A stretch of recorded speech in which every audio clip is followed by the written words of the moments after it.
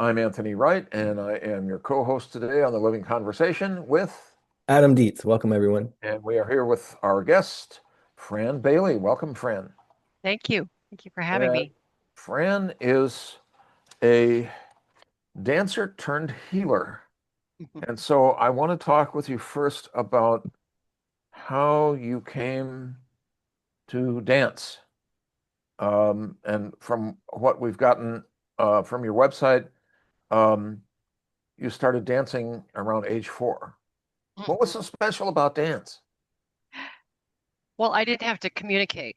I didn't have to speak. I could speak through my body, but it was just a natural thing for me. I would hear music and my body would take over. And Oh, yeah, it really resonated with me, rhythms. And my mom danced too, but uh-huh.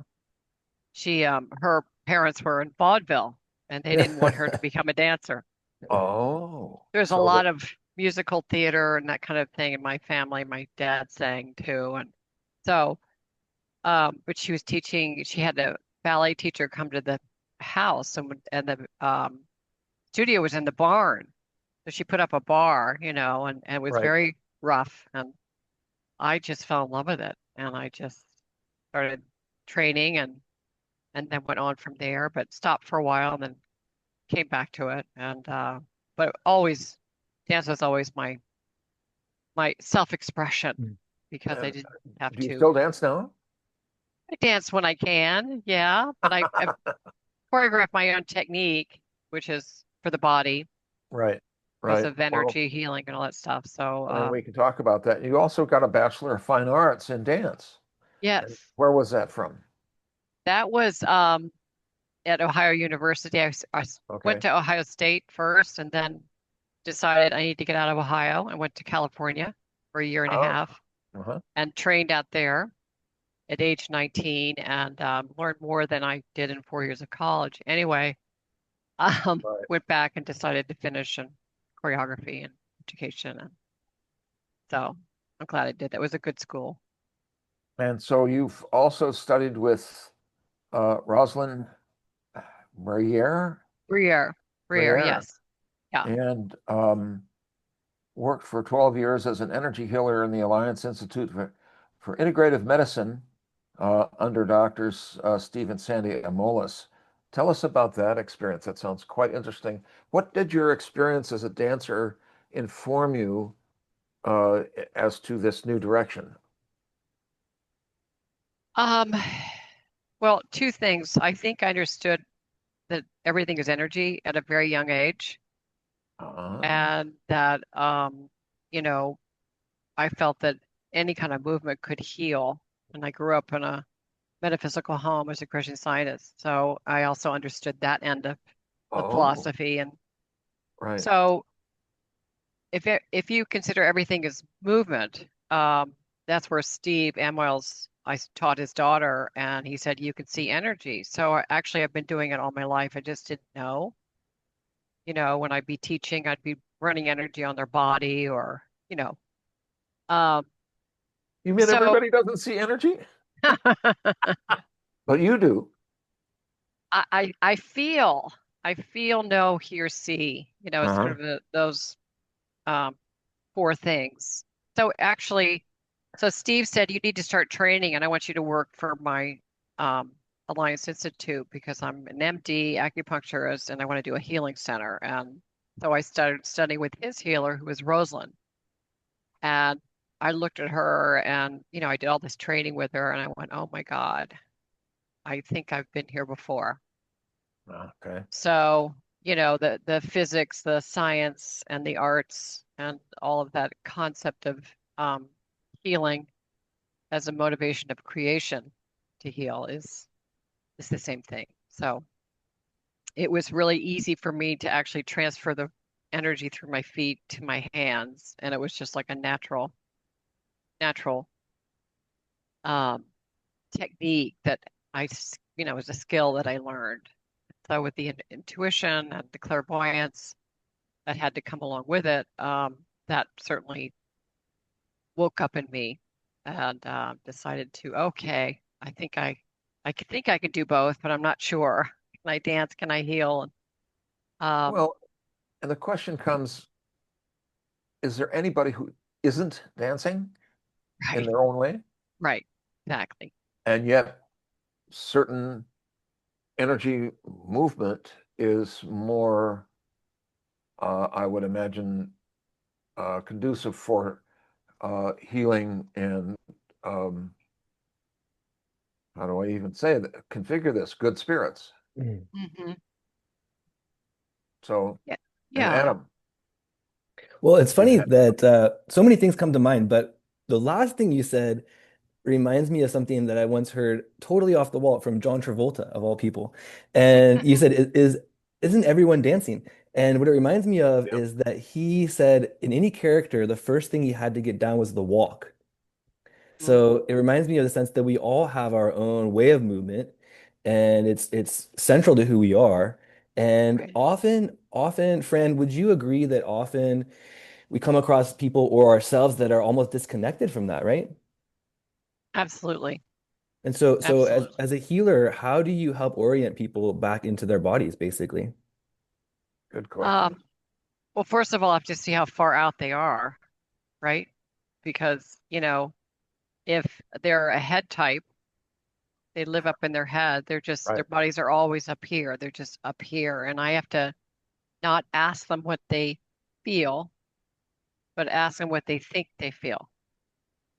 So that kind of gets them, oh, I have to kind of go in and figure out what I think I'm feeling, Yeah, that's an right? important distinction. Really important. And that's the Enneagram, as I studied the Enneagram and figured that all out about how the energy works and how the personality fits and how it all kind of comes together. Um, it's interesting. I worked on a lot of athletes and dancers, immediately they're they're in their body, but their spiritual connection is very different. So I have to work at a different level of um, consciousness for them. I mean, the football player can just get stuff like this, right? Right. But if he's dealing with an injury and his career is in trouble, which I worked with a lot, that's a whole emotional component, Right. which And in go ahead. turn is where the angle I need to go. So that's the cue. Right. Is this similar to what's done in the Alexander technique? Of sorts. Yes, I've done the Alexander technique. It depends. So when I work with someone, I have them sit away from me so I can see their Uh-huh. energy, or I'll do the Zoom Uh-huh. just to get their the whole picture. And what I can see is where the resistance is, whether emotional, physical, spiritual, or And mental. how does that show up? Is that just an intuition that you have or some limitation in bodily movement? It kind of happens simultaneously. Oh, good. Oh, yeah. So if I close my eyes and they're in front of me, I can sort of get this really quick message, or I can still sometimes have my eyes open and I can just see it, see where the cords are, see where the resistance is and what might be pulling them away from being here in their heart or being in their body or where the disconnection is. And when you're talking about chords, I notice you've also studied with John Friedlander and Gloria Hemsler. Hampshire, Um, yeah. and I took a look at their books this morning, and I'm aware of these ideas about energy chords, which explain to us about what that is, please. Yeah, so I trained with them for many, many years, and that really woke up Yeah. the clairvoyant part of me. So,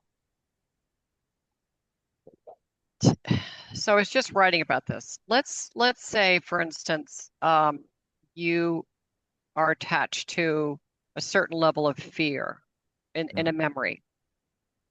Okay. So that memory has a pattern, and that pattern thought sort of runs around in your field or in your body because it's Mhm. a memory.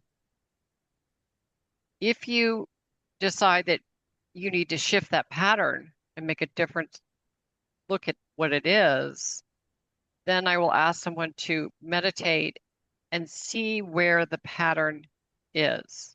Like you can see it in a form of energy. It may be in front of you, it may be behind you, it may be right near you, but if it's repeated 3 times, then that is the cue again that that is the bulk of energy that where the thought lives.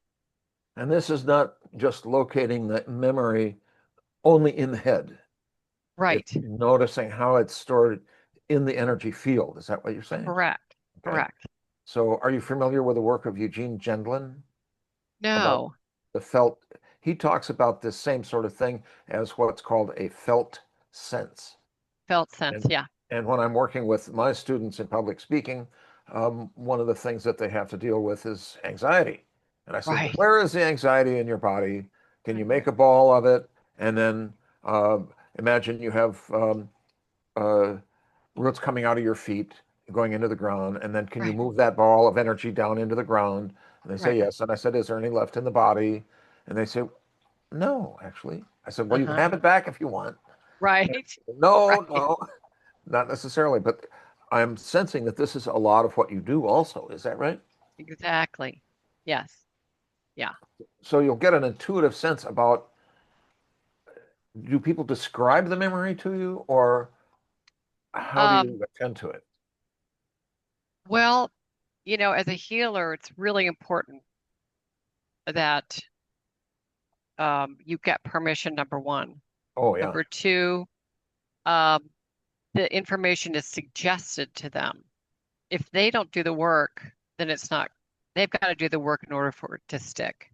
I've had that many times where I've done the work and done the work and nothing changes. I said, bingo, there it is. Well, and I would imagine that there's also, in my students, I will say, okay, there might be a little bit of anxiety left there, and it's just trying to take care of you, but there's also might be some investment, Hmm. some personal investment. Oh, if I don't have this, then I won't be okay.